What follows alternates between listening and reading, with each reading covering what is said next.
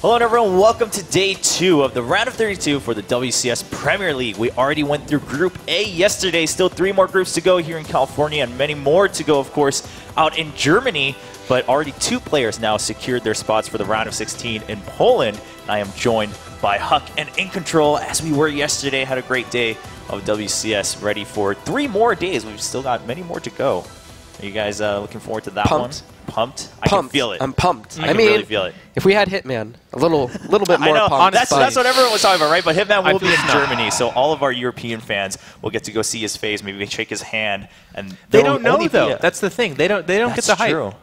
He's an NA Scourge. Yeah, well, that's what's the beauty, though, is that then European fans can go do it and just tease him. And they're like, we don't really know, but we've shaken his hand, we've seen his face. He's been a plague forever. PvP. Blink, Stalker, all-ins, all day, every day. It's infuriating. To put a name to the face is going to be really fun. It's exciting. Yeah, that's something that everyone's looking forward to. But, of course, much more to look forward to here. We'll take a quick look at how all this happens in the WCS Premier League for those of you guys who may not be as familiar. We start with a round of 32 each season coming through. And we have groups A through H, as mentioned, A through D here in our studio in Burbank, California. E through H will happen in Cologne, Germany, in our studio out there. Then the players who make it into the top 2 of their groups move on to the round of 16, which will take place in Poland later in the fall this year in September, going all the way through to the bracket stage, of course. And that leads all to one winner who will be the champion of Season 3, the last season of the Premier League for WCS in 2015. All exciting stuff. And what does that all amount to? Jeff, of course, lots of prize money and WCS points. Huge prize money, and what I really like about the WCS is that it's really well dispersed, by the way, like all the way down at the bottom. These guys that have already been eliminated, if you watched yesterday, or if you haven't, check out the VODs, they got $4,500 for themselves. That's fantastic. And of course, $30,000 for first place is absolutely stunning, but the WCS points, that's what a lot of us are here to talk about. If you want to get the BlizzCon, the biggest tournament of the year for us in StarCraft, you need those WCS points. And Season 3 is crunch time. For a lot of these guys, it's really not a possibility, so their storyline is more like, you know, finishing out with a bang and really leaving an impression.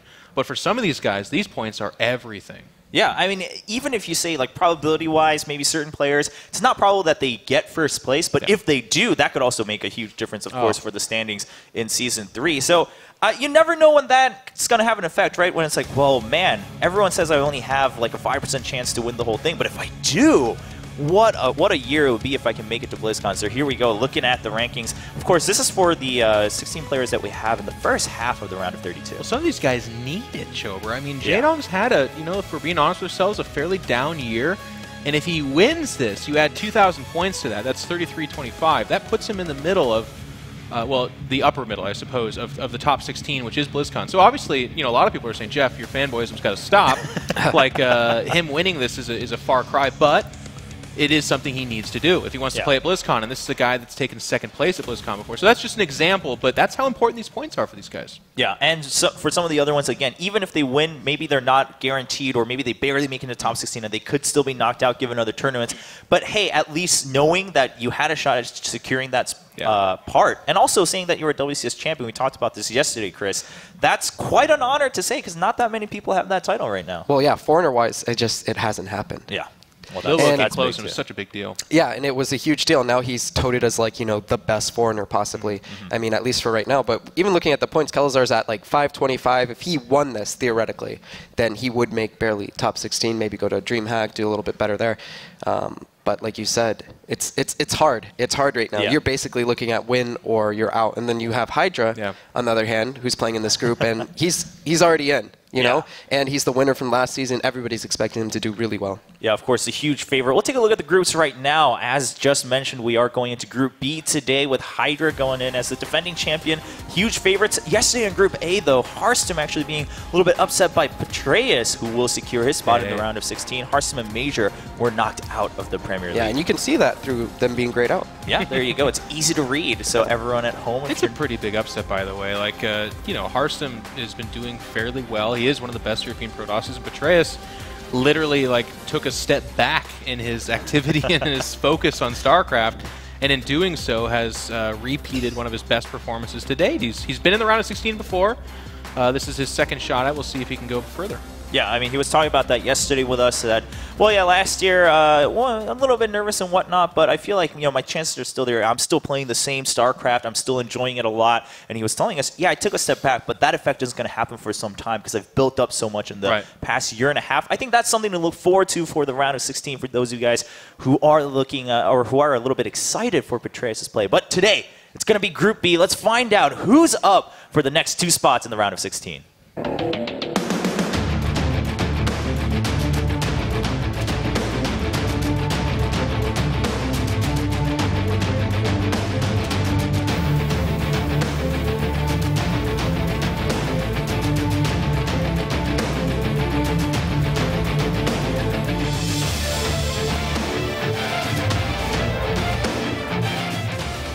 ELFI, Hydra, KELAZHUR, and Starbuck. Of course, ELFI and Starbuck will be our first match. Hydra and KELAZHUR next. Now, we can mention this as many times as we can. Of course, Hydra is the huge favorite, but let's talk about the other 3 players. I mean, Hydra stands out as a defending champion, but what about ELFI, Starbuck, and KELAZHUR? What are we looking at here for Group B as a whole, Jeff? I think it's a lot closer than it was yesterday, at least on paper. We ended up with that big upset. ELFI, Starbuck, and KELAZHUR are, in my opinion, fairly close in skill. I think ELFI's results have taken a little bit of a step back. He used to be definitely one of the top 3, top 5 European Protosses, and I think people would consider him a little bit further outside of that. Starbuck's kind of a wild card, a little bit of a very aggressive Zerg, plays a Roach style in ZVT quite a bit, so that can be either like a really hit or miss type of style. And then KELAZHUR is a guy who I think has more recently kind of come on the scene. He's from Brazil, which is a little bit more rare to see a top player from there. We had some great Brood War players, but it's been a while for StarCraft II. And he's facing a monster. I think this group's very different. Like Hydra, in my opinion, is leaps and bounds better than everyone in this group. And in fact, I think in this WCS, he's my absolute favorite to go on and just repeat.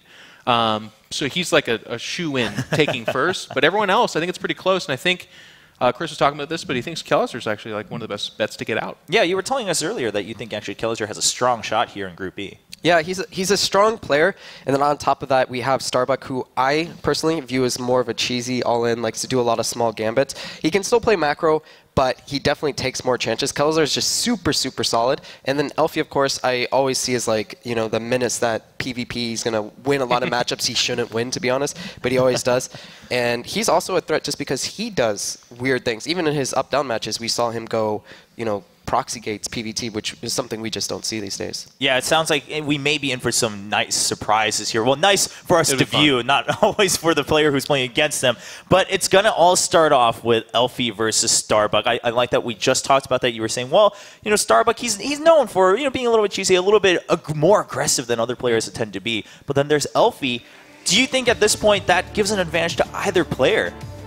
I mean, we'll have to see, but to be honest, no. I mean, both these guys have played against each other quite a bit. ELFI is a guy who you can count on seeing in his stream. He plays a lot of games. He practices very heavily. And then Starbuck is as well. He's a big grinder over in the European scene. He's come up, and he's getting a lot better results. But I have to agree with Chris. Like, both these guys are a little bit... Guiles, I don't even know what that means. But they're both kind of a little bit on the wild side. You'll see different stuff out of them. And honestly, that favors Protoss more than anything for Zerg. I think Zerg, when they do that, they can beat like the absolute best players, but then they can lose to people way worse than them. Yeah, because you could just do some weird Roach timing or something, and ELFI's just going to actually have nothing. Like he'll just have like 5 Immortals or something sitting in his base, and it doesn't make sense, but he's just sitting there. But all in all, both, you know, been in the scene for a while. ELFI's obviously been a staple in the scene since even beta. He's always been a low APM player. That's kind of like what he's known as. And at the same time, he's a guy that just doesn't really care. He doesn't get... he's not nervous, you know? He doesn't really get shaken up too much. Cat shirt. Yeah. It's worth mentioning, by the way, too, if some of you are up to date with kind of what's going on. Uthermal is supposed to be in this group, but he couldn't make it because he's sick. Yeah. So ELFI came in as the next guy up, and it's a really cool opportunity for him because, again, this is kind of how ELFI does things. Like, just like a cat, this is his 9th life or whatever it is. Like, you were eliminated, but here he is, he's back again.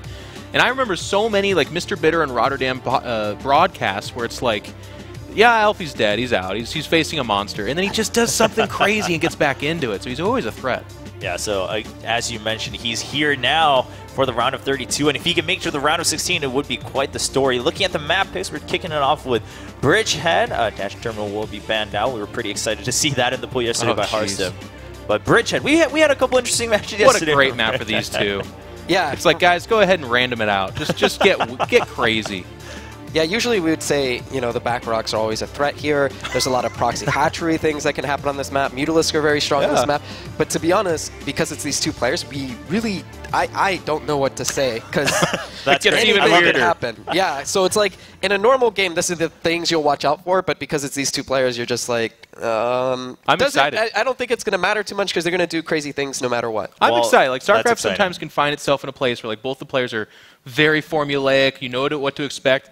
ELFI and Starbuck, nah. It's gloves off. It's time to All right. Well, game one, let's find out all together what exactly is going to happen in the very first map, Bridgehead, between these two guys as the very first match of Group B. 3 men in the champion enter Group A here in the World Championship Series, fighting for what many people would say, Roddy, is pretty much the one spot that's open to get to the round of 16. A lot of people would say it's Group B as well, Nate, but other than that, you were spot on, as the first game is live and we can just go ahead and hop into Bridgehead, as ELFI is going to take on Starbuck. One of these guys, you know, ELFI, Starbuck or KELAZHUR is going to make their first appearance ever into the round of 16, or maybe the biggest upset of all time. We'll see 2 new faces in the round of 16. But that's not very likely. It's exciting times, especially on Bridgehead. Love that they pointed out this is a crazy map for this series to start off. We have on the left side, of course, our Finnish player, ELFI, who, well, not the fastest player, Roddy. It's kind of like what he's known for. He's a very chill guy. Takes his time. He's been around for a long time, though. Don't underestimate this veteran. Yeah, and his opponent on the right side, of course, we have Starbuck. His first time in America, actually. I spoke with him a little bit this morning. He said, yep, it's the first time I traveled this far. You got words out of him. I went up, I shook his hand, and the first thing he said to me was Kappa for some reason. Oh, you just bring that out on people, Nate. That's not my fault, you know. People like to open up to me. He's actually a very nice guy. It's the first time I ever met him, but he was very open, spoke a little bit about the Slovenian community, mentioned that there are a lot of people at home, you know, watching his games and always hoping he does well. They've got a very passionate little crew there in Slovenia. There are a bunch of guys who often drive to the tournaments in Europe, you know, into Extreme Masters, Gamescom or Home Story Cup. There are a bunch of dudes who just hop in the car and drive thousands of kilometers to Germany just to attend some of these events. And he said, like, yeah, those are my friends. I know exactly what you're talking about. So I think that's super cool, and I'm sure they're watching him right now as well.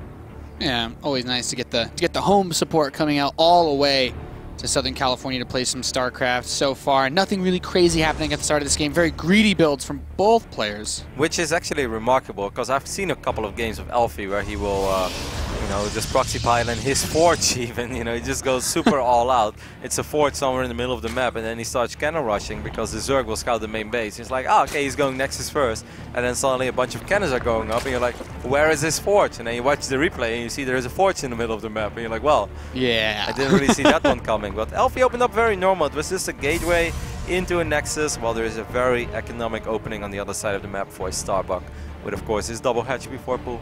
Yeah, and I think it's worth mentioning, you know, you look at this map, people have done some pretty aggressive strategies on this map, especially if you're a PROTOSS player. You know, you usually don't have, you know, the luxury of something really quick like Hellions if you're playing TERRAN versus ZERG on this map. Those back rocks, if they get knocked down, they're a pretty big target. We can see the Overlord right here. This is one of those things that, you know, can really end up hurting you. And we saw that in yesterday's group when even Polt didn't put anything to watch there, and he actually, you could argue, lost that one map against Petraeus because he wasn't watching his rounds. Absolutely. I think up to that point it was kind of even. Petraeus was in a pretty okay shape, but normally he would have never been able to run in and just kill 30, 40 workers the way he did. I'm sure ELFI won't make that mistake. Of course, the big question is, what kind of shape is ELFI in? He recently competed at Aces Rock. He did defeat Apocalypse 2-0, but then he lost, I believe, against Shan, and then he lost against Apocalypse again. But he did take one series 2-0, and he said he's been practicing already for a couple days because there's a big tournament in Finland coming up. So he has been playing a little bit more than he did before his WCS Challenger match, where he went up against our fellow Dutchie, or at least my fellow Dutchie. Well, maybe one day your fellow Dutchie too, Nate. Who with knows? The shenanigans you're getting into these days. Uthermal, ELFI just didn't look very strong in that series, and that pains me to say because I've always liked ELFI and I always hope he does well, but you know, the reality is he didn't play awesome against Uthermal. But, you know, he's been back on the grind, he's been playing a bunch of games again, so the big question is, what kind of ELFI will we see today? Yeah, it's very interesting because this is just, you have the one guy that got seeded into Premier League for this season because, you know, Hydra won last season, he was the champion, and a lot of people go into this group, basically saying, yeah, 3 players are competing for 1 spot. You know, Hydra certainly going to get out. There's no way he could possibly be eliminated. Like, it's just not going to happen. So, really, it comes down to, can ELFI defeat both Starbuck and probably, you know, at some point or another, either a rematch or against KELAZHUR, which would more than likely be against KELAZHUR if you were to lose this match as well. I mean, I wonder, Nate, if these players are thinking about this series and going into it like, okay, you know, winning this series would be awesome, but do I truly want to reveal my build? Because what if I play against Hydra next? And, you know, it's very It's like, unlikely. could any of us actually beat Hydra? Yeah. So you can almost look at it like maybe you should just kind of freestyle it this series and just take it from there. And then, of course, in the second series, you want to go all out. You want to use any special build that you may have prepared. That actually excites me, though. I like the idea of just being like, okay, I have some really weird cheese. I'm not going to beat Hydra in a straight-up game. So maybe whoever ends up playing against him in the winner's match is going to be, or maybe even KELAZHUR will have some really crazy strategy that he'll bust out. But of course, we shouldn't forget either that Hydra did end up losing his first series in WCS Season 1 against Moro. So if you're ELFI or Starbuck right now, you can't go too easy either. Because what if history repeats itself? Then suddenly the winner's match will go up against KELAZHUR. Well, if you lose this series, you could potentially go up against Hydra. Once again, very unlikely, but it has happened before. So, you know, you don't want to go too easy either. But for now, everything is very solid, very straight up on both sides. As ELFI is going to drop down the Twilight Console, and that's pretty much the first thing he truly revealed so far. We look at the way that PROTOSS plays against ZERG lately, Kevin, with the +1 attack and the Twilight Council. I'm getting a big vibe here, +2 blink. That's pretty much what everybody does these days. Look at ELFI's money, by the way. Like, ELFI was going up to 3 bases, but, you know, that next is a little bit delayed. I think he queued it up when the probe was still in his main base. This is rather surprising, though, and I think this is something that you mentioned yesterday, or I think Jeff mentioned it, that sometimes they take that base instead of the base that's below the main. Because you don't have to worry about the rocks anymore. You just make that the center of your defense. And that other ramp is kind of small, so it's very unlikely. I think it's easier to force field the main base ramp down than it is to force field the other side if you don't take the rock base. Absolutely. So now the big gateway explosion is going down. So ELFI slowly but steady starting to spend his money. But you know, Starbuck pretty much has the work account that he's looking for. 64 drones. That's pretty relaxed. He's going to try to do something about this Nexus. Now 64 drones is great, Nate, but you do want to do something with all these units you created. A couple links run into the natural. Now that's the beginning. Yeah, so he's starting to get a little bit of work done here. These roaches pushed back by the photon cannons. 3 probes knocked down. Maybe go up to 5 or 6.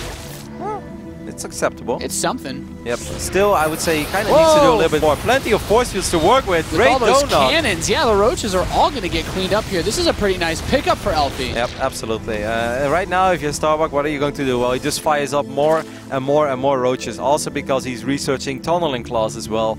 And Burrow is about to finish up. So from this point on, you know, things will get complicated for ELFI. The robotics facility is just now going down.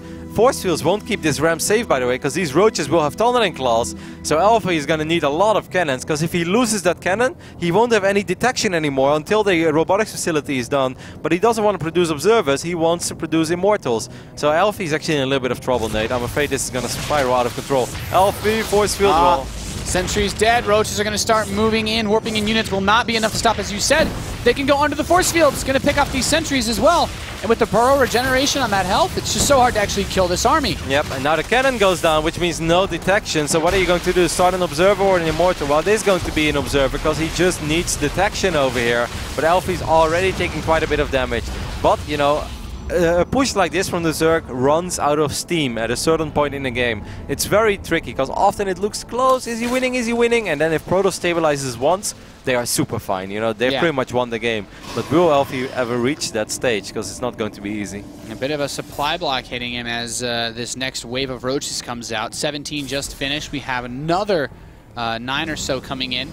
Big army. I kind of feel like he should get a cannon there as well, Nate. Yeah. Well, that's going to hurt. These roaches can spread out. There's still that big roach force in the front. And this one's going to try to push in. The cannons are not ready in this position just yet. Photon Overcharge is cast, trying to do something with this position, but the roaches you can't push them away. They can just burrow under any force field. There's not even any sentries there. Now the roaches pop up in the natural, distracting the main army of ELFI. It's so many roaches. Look at the supply. It's 170 supply of pure roach. A lot of probes have gone down. ELFI left plenty of units behind on the north side, but I kind of feel he needs to bring a couple down because these roaches are not dying quick enough, Nate. Look at the probe massacre that's going on. 20 workers have gone down. Stalkers are going down as well. No probes pretty much remain in the main base. One Immortal is right now here to kind of save the day. It's bad for ELFI, but I don't think he's dead yet. No, it's still a pretty rough spot to be put in. A couple more roaches are going to push towards the north side of this third base position as the sentries, you know, conveniently move in the wrong direction at that moment. Those sentries were cowards, Nate. They were just running away. Trying to need them. I mean, force fields are not great, because of course Tunneling Claws is there, but it still forces units to use Tunneling Claws, or units, I mean roaches, which means that they can't attack on that point. ELFI needs to drop a couple force fields, there we go. Tunneling Claws can be used now, but then again, at least the roaches won't shoot, so it's still better than not dropping any force fields at all. Still killing sentries and probes though. It's a really, really unfortunate spot. ELFI down to 38 workers at this moment. The production, you know, capability due to his income have been drastically limited. Yep, I kind of like this build by Starbuck. On this map with those double destructible rocks, even if ELFI would have expanded towards the south side of his main base, I still think this is a good build, but even right now it just worked out great. If ELFI would have scouted a tiny bit better and he would have seen this coming, what he should have done is just build 5 cannons at the bottom of his main base. Just be like, I don't want to worry about this. I'm going to put 5 cannons. If you're going to try to go through this anyway, I will wipe in a bunch of stalkers, but I don't want to split myself thin, and he was kind of forced to do that in the end.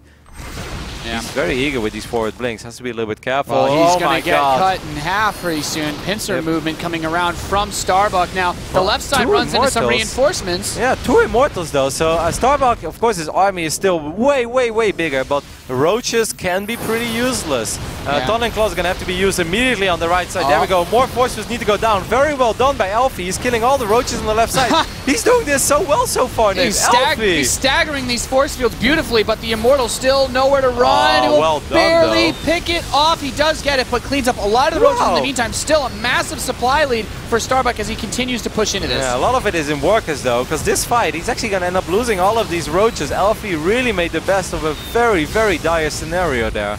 Like, I don't think he's winning the game, but that was very well done by ELFI. Yeah, it certainly could have been a lot worse. The way he staggered the force fields, anticipating the unburrow from those roaches, was pretty sick. Nate, let's do a guessing game. How many roaches do you think have died in this game? Don't show him, Flo. You showed me already. I looked at your screen. I'm sorry, Roddy. 126 roaches have died already, and we're not even done yet, Nate. That's a lot of roaches, Kev. Yes, makes my Protoss heart beat faster. If it wasn't for the fact that the ZERG is still winning this game. Bridgehead, tough map to play with all this counter harass, all this aggression pushing from multiple directions. I mean, the Blink Stalkers are nice, but that first attack hit right before all those upgrades kicked in, right before ELFI had like the maximum capability of this type of army. Yep, it really would have helped so much if ELFI would have just seen this coming and once again would have dropped 4 cannons on the south side of his main. I know that's a big investment, but at least you know you're safe over there. Starbuck has to be a little bit careful. Yes, he's still up a lot in supply, but if he can't kill these Immortals, he's throwing away a ridiculous amount of roaches.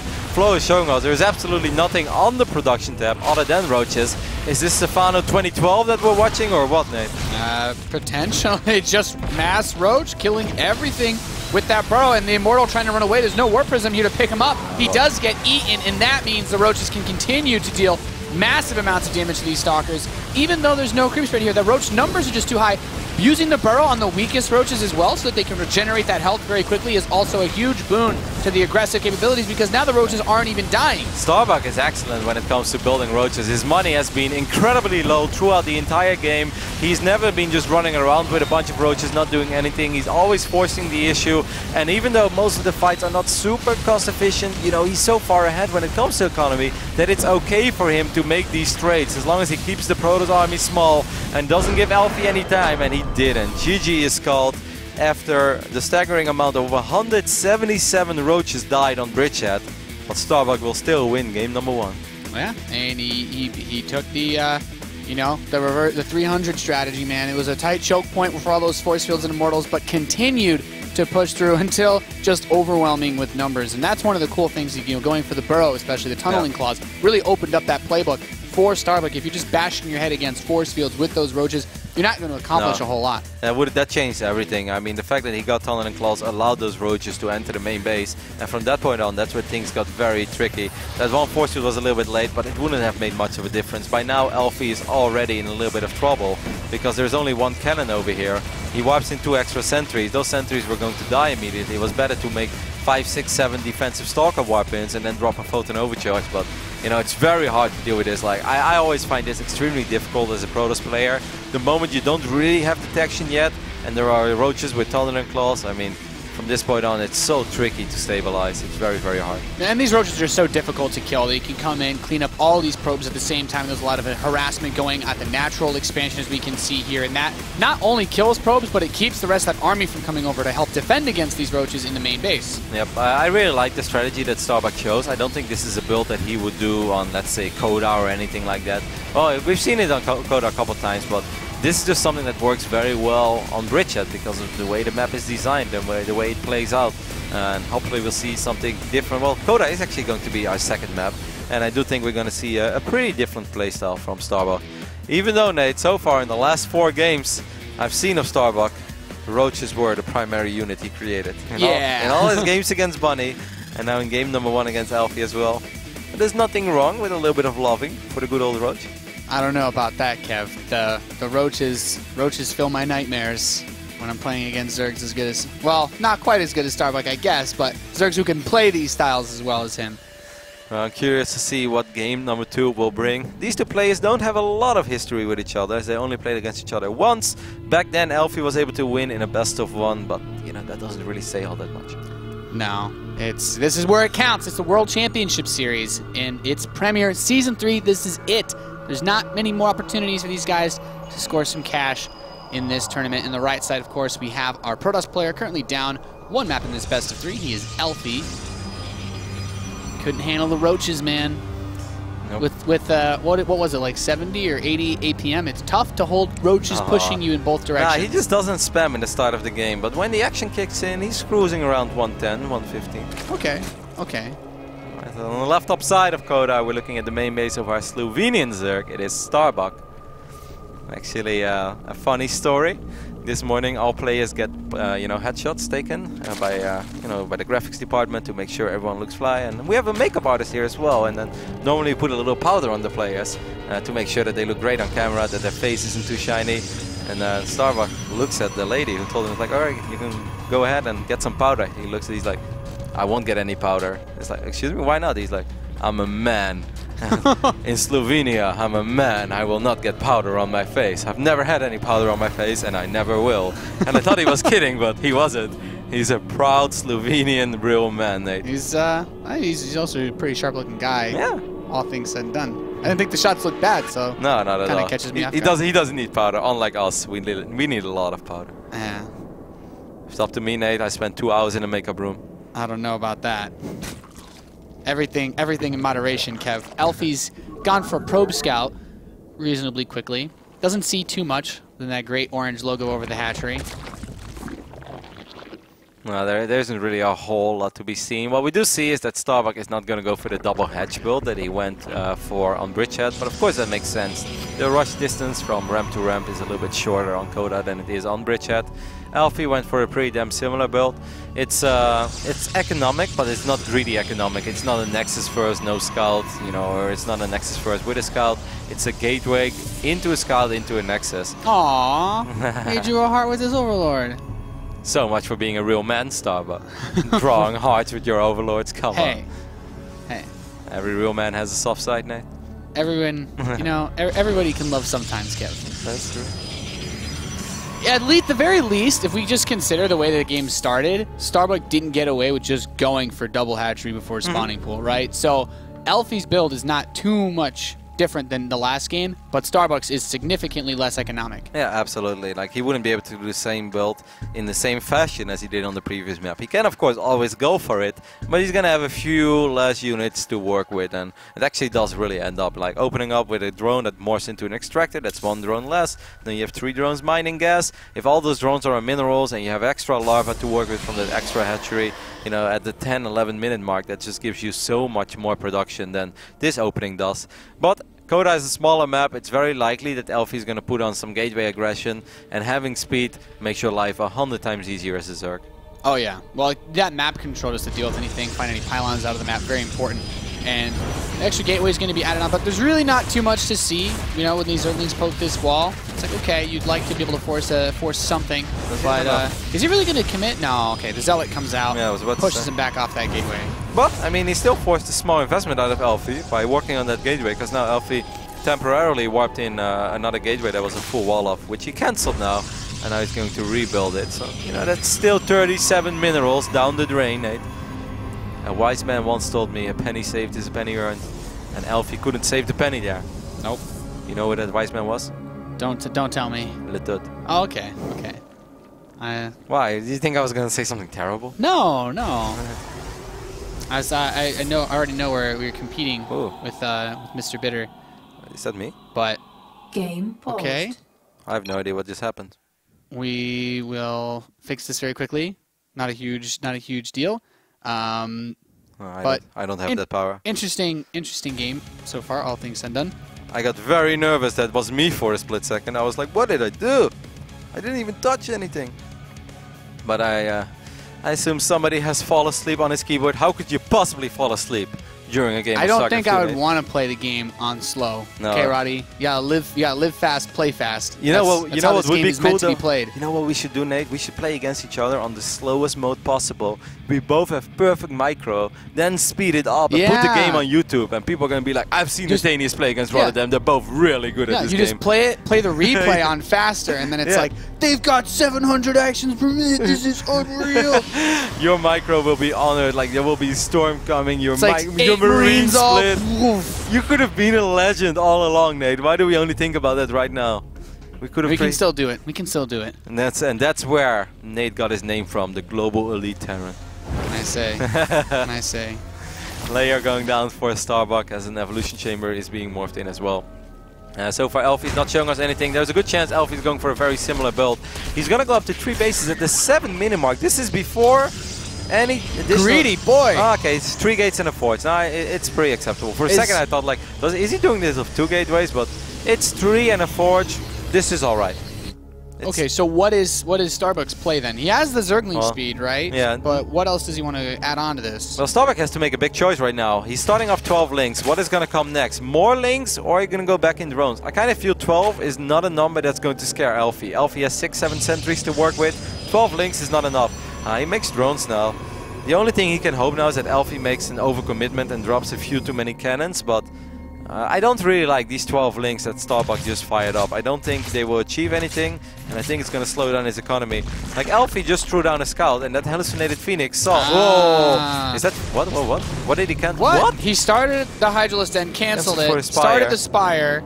Yeah, okay. Canceled it, and we have a Hydralisk Den on. I was about to say, because he saw that Phoenix fly over. There's absolutely no way that he would ever make a Spire on that point. That would just make no sense. Maybe he was trying to bait him into thinking that it would be Spire and force some this army that's marching across the map, by the way, Starbuck doesn't have a whole lot. He doesn't have a Roach Warren, so he's just making links now. As Flo is showing us, 24 links are on the way. If these force fields are good, though, there is maybe a small chance ELFI can kill this Nexus.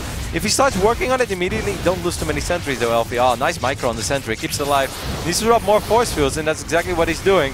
He's killing links for days. Oh, Mothership Core is running very low on HP, though, Nate. The other 2 queens are blocked out. These sentries, as you said, they have force fields for days. A couple of these drones are going to get blocked in. The queens trying to squeeze up that ramp. More links. He should recall now. He should recall now. If he stays around for too long, he's going to lose sentries and he's going to lose the Mothership Core. So good job there by ELF. Oh, these 2 zealots. The dream. Queen. No, okay. The queen, the dream, both works, Nate. Can't have your cake and eat it every time, Roddy. Still a very great push by ELFI. 2 zealots, 1 sentry for 40 Zerglings. Look at the worker count. We're 10 minutes into the game, and ELFI was up 1 worker. Now a few more drones got squeezed out by Starbuck. So it's a fun place to be. It's a great place. For ELFI. I would always sign for that. At the 10-minute mark, normally Zerg overtakes Protoss in workers around, like, you know, 7-ish, 7-minute mark, 7 minutes, 20 seconds. So the fact that ELFI is still even in workers, that's phenomenal. And the Hydralisk that Starbuck is making, Hydras are not as cheap as people think they are. I mean, Zergs will of course confirm this. Other people, they often seem to think, oh, Hydras are not that expensive. Making Hydras of 57 drones, that is a massive commitment for Starbuck. So he's almost putting all of his eggs in one basket now and saying, I'm going to try to win this game with the Hydra push I'm making. And if that doesn't work, Nate, I'm afraid it's curtains for a Slovenian Zerg. Yeah, actually taking that fight out in the center of the map, losing a good number of links, losing some of the Hydralisks early on. Bit brazen of him, to say the least. A lot more gateways being added as well. 5 more gateways coming in, +2 is about to complete, Blink is about to complete, and that opens up these Stalkers to be so much more effective fighting against an army like this. It's quite a scary spot to be in. He's burned a lot of the sentry energy, but there's still a good number of force fields available. The most, yeah, exactly. He also wiped in 2 or 3 more sentries, and I was exactly going there with my thoughts. He still has 9 sentries, Nate. How is Starbuck supposed to fight with his Hydras against 9 sentries? ELFI is actually going to let him walk down this ramp, which surprised me a little bit. Maybe you're worried about the flank, but there are still so many force fields available. He's going to pop a Guardian Shield, micro his Mothership Core as well, and I almost see no way that this is going to work for Starbuck. I mean, he's trying, but this army is still very strong. That is a lot of Hydras. If he comes down and fights him in the open, then things get ugly. But you want to use the Photon Overcharge to distract those units. As long as Photon Overcharge will be around, I don't think that Starbuck can ever achieve anything over here. If he would have lost Mothership Core, then things would have got a little bit dicey. But even then, as soon as all the gates are finished up, which is the case now for ELFI, he will be able to wipe in so many units. I've seen ZERGs make this push with 30-40 supply more and not winning the game. So ELFI would truly have to mess up here to not win with these well-upgraded Stalkers. Yeah, another Photon Overcharge does get cast. The Cybernetics Core gets picked off, so can only warp in Zealots from this point forward for ELFI. But still, is that enough for Starbuck? He has barely any drones on that third base, especially now with Zealots being warped into harass it. And no static defenses either there, so those 3 Zealots, despite the fact they have no charge, will still be very annoying for Starbuck to deal with. Well, some units do finish here, but not reacting super fast. Those Zealots could actually get a lot of work done, as Starbuck is trying to find an opportunity on this natural. He wants to force an engagement in the open where the force fields aren't as strong. I kind of feel that sometimes you should apply a little bit of old-school PvZ logic. I still think ELFI is more than fine, don't get me wrong, but I also feel that he could have dropped the Robo base so long ago, and just one Colossus would make his life... Yeah, get the Big Daddy Colossus. Yeah, just one Big Daddy Colossus would make his life so easy. But, you know, in this, despite that, ELFI is still in an absolutely phenomenal position. Even though, you know, Starbuck is doing a pretty okay job in making it difficult. He knocked down the cannon, yeah. Photon Overcharge has worn out, and now, you know, without being able to warp in any more Stalkers or Sentries. I almost feel that ELFI can fight that army on the low ground if he just blinks forward with a Guardian Shield there. He has +2 Blink Stalkers, soon to be +3, and those were really not that many Hydras. Man, these Zealots killed everything. 12, oh my god. Yeah, he's lost like all his drones. Look at that one drone, one Zealot in the natural was going ham. He had 12 kills, by the way. One Zealot had 12 kills. He's a legend, Roddy. ELFI takes game number 2, ties the series up 1 apiece. ELFI is like, that's what you get when you kill my Cyber Core. Never do that again. Now I can warp in her Zealots. I'm just going to warp them in your base. Charge, no charge, doesn't really matter. GG, ELFI takes a map, and I wouldn't say that's surprising, because I think ELFI in shape is definitely capable of, you know, beating Starbuck. But ELFI has been a little bit shaky lately. In Control mentioned it as well, the analysis desk. And he mentioned before that he didn't play that much. This morning, ELFI walks into the building and he says like, "Oh, hey, Roti." He's always very cheerful when he sees me. I was like, "Hey." He's like, "So, how many maps do you think I'm going to win today?" I was like, "Well, that depends how much you've been practicing." And, you know, that's when he told me, he's like, "Oh, actually a little bit more, getting ready for the tournament." So that's a nice confidence booster for ELFI as well. You know, he came here very last minute, very short notice. Didn't have a whole lot of time to prepare for his opponents, but played pretty solid this game. Absolutely nothing wrong with the way that ELFI played, especially this push. He did everything right here. This was really, really nice. He had the +1 ready on the Zealots with this attack, so those Zerglings alone weren't going to cut it. You mentioned earlier there was no Roach Warren, so you're limited to just Zerglings against these Zealots with the force fields and not losing the Mothership Core, of course. Very, very important. Yeah, because how many times haven't we seen that Mothership Core dying or going for the early recall? I felt he just recalled out there in time. He got 6 drones, and Starbuck, a couple of questionable decisions in that game. The 12 links he made in a certain point is like, what's up with that? Then cancelling the Hydra then to go for the Spire, to cancel that again. You know, that was probably just like a double fake, trying to fake out ELFI. But, you know, I have the feeling that when you play against a player who plays like ELFI and they're sitting on 6, 7, 8 sentries, there is no way a second hallucinated Phoenix won't make it into your main base. You know, ELFI will always check again 30, 40 seconds later to see if that Spire is still there. So I think that works against the Protoss. That only works with 1 sentry. But when they go 3 gate, you know, with a force and go up to the next base and have plenty of sentries to work with, it's very hard to make a fake like that work. Yeah, you were really relying on a mistake from ELFI at that point, just because, you know, Starbuck didn't really accomplish too much with any of those early Zerglings that he threw at that gateway. We talked about that 37 mineral cost to wall off. You know, I guess that penny not being saved didn't really hurt him too much after all. No, well, all things add up over time, Nate. That's fair. Fair enough, Roddy. Fair enough. We are loaded into Game 3, the deciding map of our first best of 3 here. You're watching the World Championship Series in the top left. We have our red Protoss player ELFI, who just tied things up 1-1 on Coda. Hailing from Finland, has a very famous cat, as he always shows her on stream. And in the right bottom side of Cactus Valley, we're looking at the main base of our Slovenian Zerg. It is Starbuck. Some people may think, is this the first time that Starbuck made it into Premier League? No, he's actually been in Premier League in 2013 and 2014. Especially the 2013 appearance surprised me a little bit, because I don't remember the name Starbuck of 2013. Like 2014, I've seen him a couple times. He said, like, yeah, I used to play a lot back then. I've been taking a small break, then playing a lot again. He said he's been working on a farm over the last few months before. Wow. He's been harvesting potatoes. Maybe that's why he looks so fit, working, doing stuff like that. That is not, it's not that that's weird, but I just didn't expect that. No, he's like, a part-time pro gamer, part-time potato harvester. Hey. And that's about it. You can't get him any fresher than that. Kev, growing him yourself. But yeah, so he's been in Premier League a couple times. Same goes for ELFI. ELFI's been in Premier League 2 times before this. So for both players, it's their 3rd appearance, and both of them are looking for their first round of 16 appearance. As Starbuck came pretty close one time, finished 3rd in his group, got close to winning his final series. That was in 2014. But he didn't manage to go all the way. You know what I like about today's group, Nate, is that if you're ELFI, well, ELFI maybe not so much, because he's such a relaxed guy in general and maybe doesn't even think about that.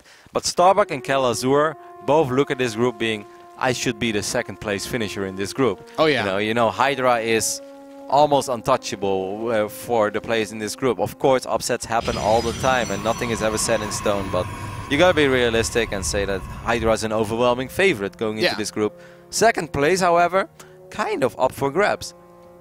It's certainly an interesting group just because of that. You look at someone like Hydra, the only player that doesn't have to play in Challenger when you go into a new season of WCS is the champion of the previous season. That's Hydra in that case. He's had all this time to watch everybody if he wanted to and just practice. Didn't have to show himself, didn't broadcast any of his build orders or anything like that in a Challenger match. He's been able to just sit back, chill, and just get ready for this group alone. And coming into it, he's more than just a favorite.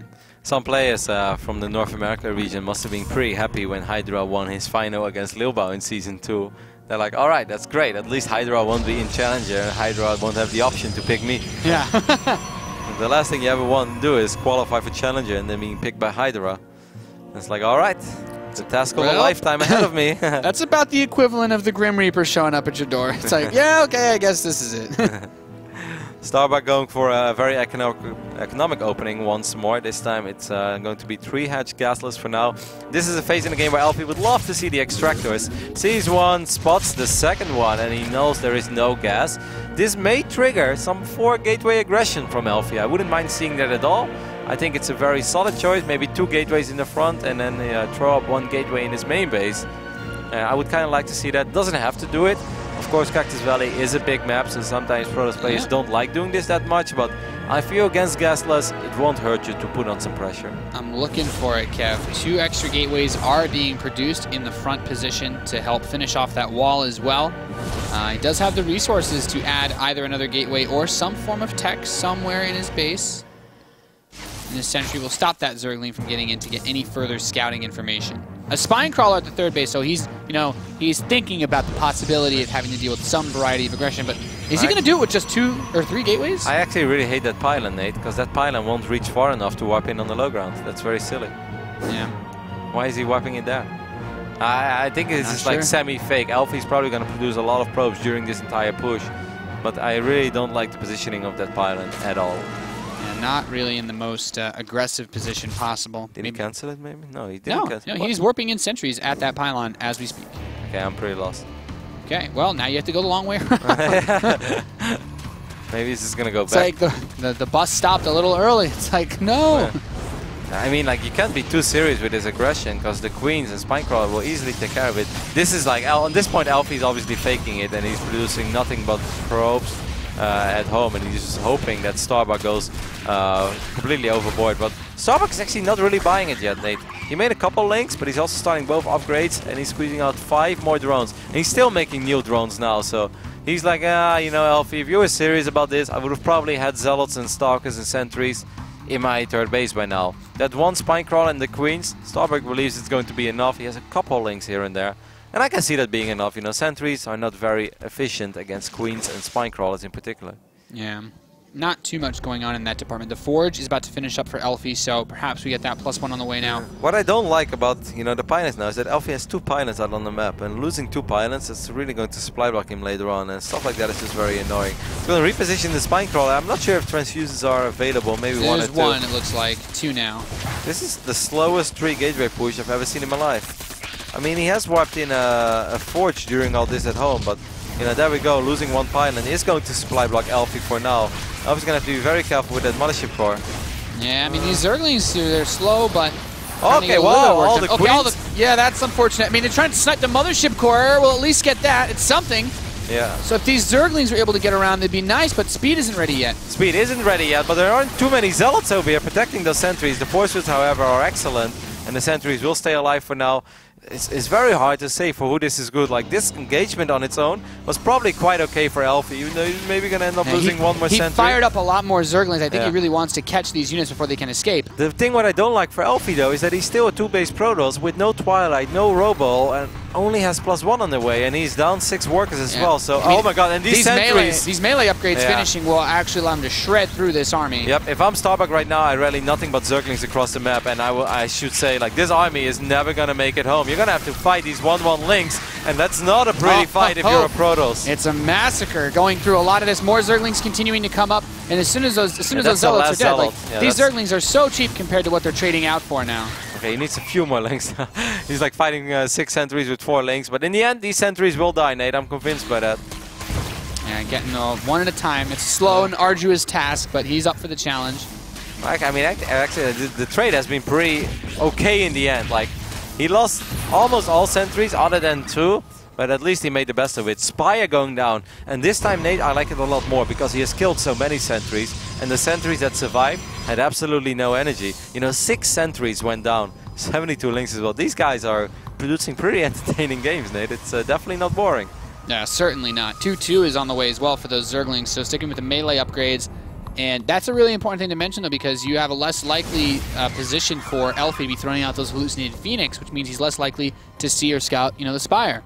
Absolutely. And with the upgraded links, like, if I'm ELFI, the first thing I'm worried about now is not necessarily a Spire. It's maybe in the back of my mind, but I'm kind of reading this as someone who wants to go up to Ultralisk very quickly, which, you know, is becoming quite popular in this matchup because so many people rely on sentries and blink stalkers. It's very important for ELFI that the oh my god, ELFI actually mishallucinated. He made 2 stalkers over here. Yeah, giving a little bit of a... At least kind of makes your army look a little tougher, but not really effective. They don't kill anything. Trying to break this pylon, save those 2 links so they can escape. No luck there.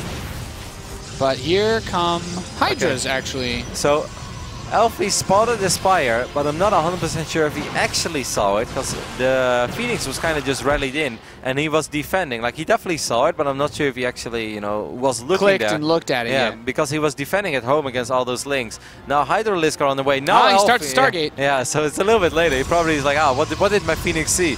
He's like, oh, my Phoenix saw a Spire. Man, that's actually unfortunate for ELFI, because now a bunch of Hydras are on the way.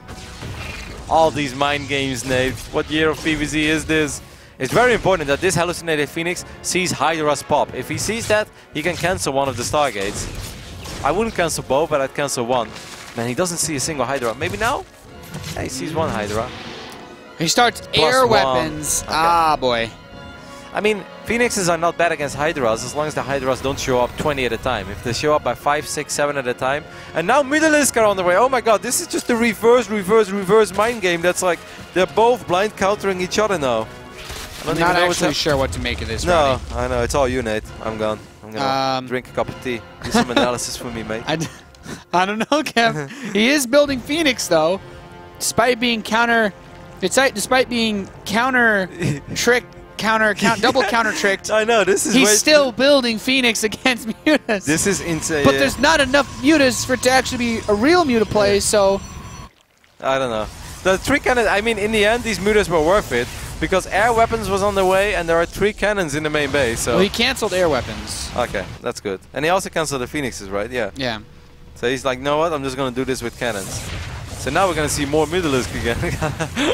I don't even know anymore. This game is getting out of hand, to say the least. I These mean, photon cannons taking some damage, but you know that Protoss army is still very large. Like the Hydras alone are not going to be enough to deal with this. All jokes aside, this is not looking good for Starbuck, because Starbuck has tricked himself and us and ELFI, but in the end he also... He tricked everybody, but didn't actually have that big an army because of it. There's like a bunch of Hydras, and Hydras are good, but not when they are outnumbered 2-to-1 against Blink Stalkers, especially not Blink Stalkers with +2. This army max could do something, but right now it's just so small, and Starbuck trying to defend this 4th base in the right position, not looking very likely. A lot more Hydralisks are going to be finishing up, but these Stalkers jump right on top of those drones, preventing any of them from being able to escape. Big pickoffs here for the Protoss player. ELFI in a magnificent position now, actually. And this is kind of the game where, you know, the line between trying to confuse your opponent and being indecisive is very thin, and it became very vague. Cause you could kind of see where Starbuck was going with it all, but it kind of felt like he just lost track, and in the end he became indecisive about what he actually wanted to do. And if there's one thing you can do in a WCS game, Nate, is being indecisive about how you want to play. You got to be strict. It's got to go straight to the point. You got to be sure of all your actions, and doing a little bit of everything. You know, it's not a ladder game. It's most of the time not going to cut it. Yeah, this is a really, really tricky spot to be in. You know, Ling Hydra very good against Stalkers head-to-head, but now there's more Zealots that can get mixed in, and that army of ELFI is just so big. I mean, let's not forget that these Hydras, Nate, have no upgrades. These are 0-2, but they have no attack upgrades. And there is going to be Guardian Shield as well, so these Hydras are going to tickle the Stalkers, man. They'll laugh, they'll have a giggle, but that's about it. These Stalkers won't die.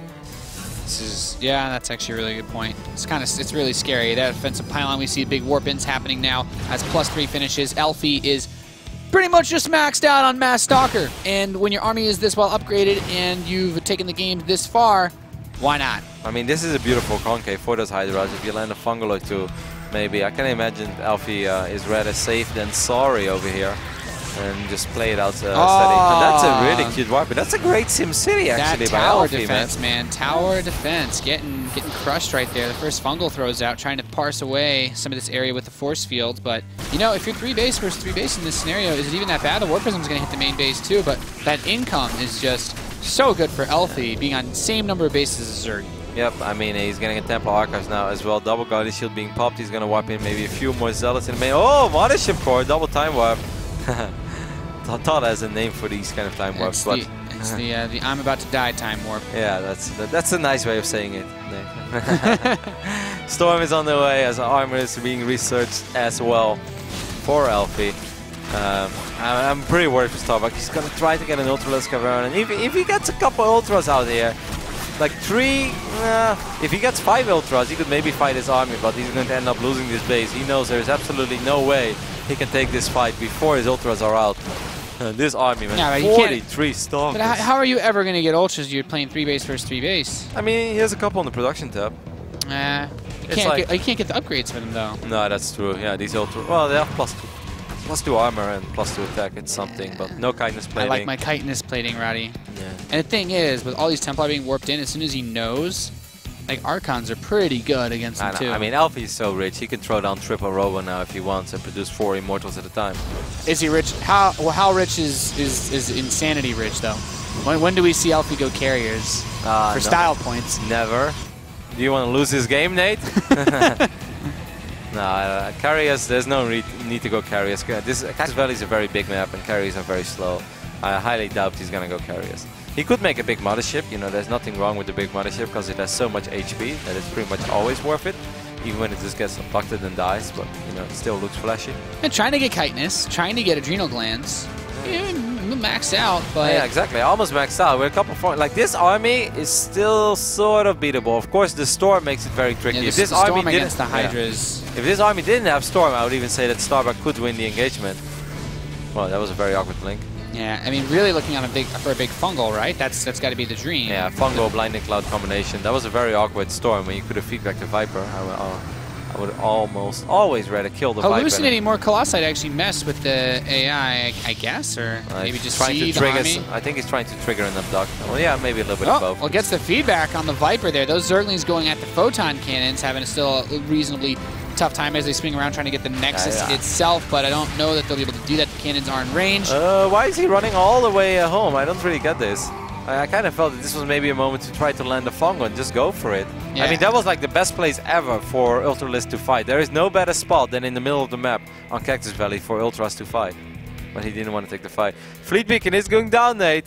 Oh Maybe boy. you get your wish, but I think it's just for a big mothership. Yeah, I think a mothership is that's acceptable. Okay, yeah. I won't be upset if there's a mothership. Time warp drops. The Ultras run forward, but the Hydra's held in the back. There's the big storms hitting the Hydralisks all at once. That mothership core up front. I mean, really, even with the fungal growth, like those Ultras are just not able to get to the front line and do what they need to do. No, these Ultras just die very quickly. So many Ultras were kind of blocked behind the Hydras as well. Like there were 4 or 5 Ultras. And the hallucinated units actually soak up so much damage too. You know, it's funny that this fight is still semi-close with 3-4 Ultras not shooting or not fighting all the time and then just kind of dying one by one. If Starbuck would have had a better engagement there, that fight could have gone his way, but then I still don't think he's going to win the game because he's extremely broke.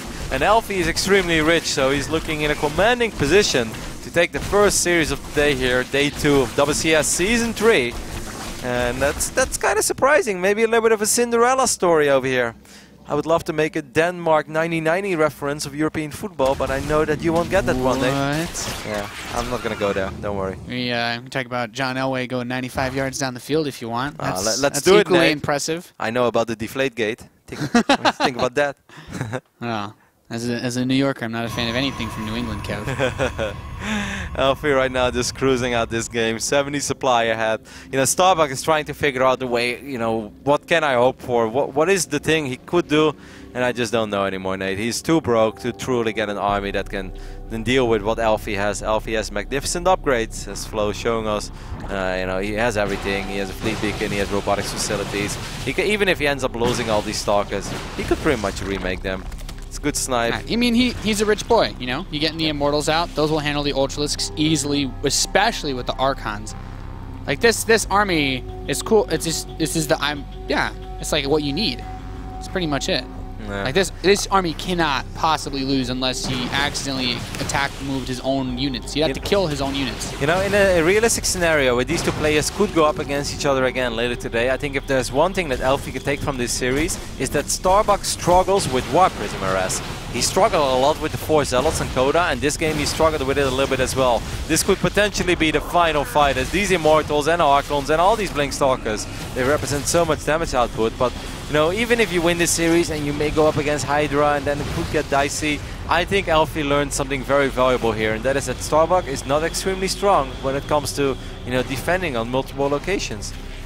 We could really see that out of the way. You know, he was so comfortable being aggressive on Bridgehead, but now when he has to sit back and you know, dial it home, that's when things get really difficult for him. Yeah, every player has different strengths and different weaknesses. It just comes down to what kind of player you are, and Starbuck is apparently the type of player that just loves to attack, and if you let him be in his element, he's very good, because the way he played Bridgehead was excellent. I felt he made a lot of correct choices, but you can see as soon as he has to start defending, things get a little bit more complicated for him. Yeah, trying to fight again at this left side base. You really can't afford to lose this, but defending it is also impossible. A lot of transfusions hit. Very well done. Trying to get from behind, so he's got actually a sandwich on the army. He's trying to make the most of this possible. Actually catches quite a few of the Immortals, and the Hydras are still in a pretty good number behind, but Immortal reinforcements coming in, splitting this army in half. I mean, don't let Ultralisks actually hit your Stalkers. That was a brilliant fight for Starbuck. That was the absolute best Big Daddy Ultralisk here. That was the best case scenario ever. Beautiful flank with the Zerglings. He's still broke as a joke, but I mean, ELFI, you got to.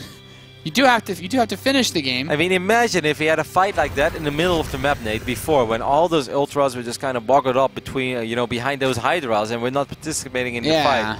This fight went so much better, and like you mentioned as well. Flank too. Yep, great transfusions on the hatchery, keeping it alive, but it just doesn't really change the state of the game yet. Starbuck has so little to work with. He's trying, and definitely an A for effort, but it's still going to be an incredible uphill battle. You know what this army would have a hard time dealing with, Kev? Carrier. Right? Sorry, I apologize. I wanted to say it. To be fair, there's a lot of Hydras and Queens, so it's not necessarily true. I mean, one carrier wouldn't make the difference. If 5 carriers show up, okay, then you have a good point. Yeah. But by the time 5 carriers drop the sunglasses, deal with it, you know? But by the time 5 carriers show up, I think Starbuck has retaken 4 bases. He could actually be back in the game. Yeah. It's like never give your opponent that chance, Nate. Went ahead, got further ahead, no. Went ahead, just win the game. When you're in a position to win the game, just win it, Nate. And ELFI is trying to do just that. Probably got a little Starbuck. bit scared after that last fight. He's like, whoa, that suddenly went really bad. Say, okay, I am still mortal. Okay. I do bleed.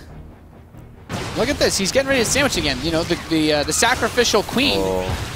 Okay, this time the Lings won't really do a whole lot, as all the Lings pretty much just die. Immortals are focus firing the Ultralisk now, and that's the way it's supposed to be. Yeah, I mean, killing off a lot of the Immortals, killing off all of the Archons. The Immortals are dead, and now it's just Hydralisks against Stalkers. Actually, one more Immortal in the back, but you know, this is just a numbers game, and Starbuck can't win it. GG, ELFI will advance to the winner's match of Group B here in the World Championship Series Premier League. I would still say that's pretty surprising, man. ELFI coming here as a replacement of Utermo didn't look great in his Challenger Series against Utermo. Starbuck, on the other hand, defeated the highest ranked non-Korean player in the world in Challenger in the name of Bunny. But now ELFI is here taking the first series of the day. That's an excellent start for our Finnish Protoss.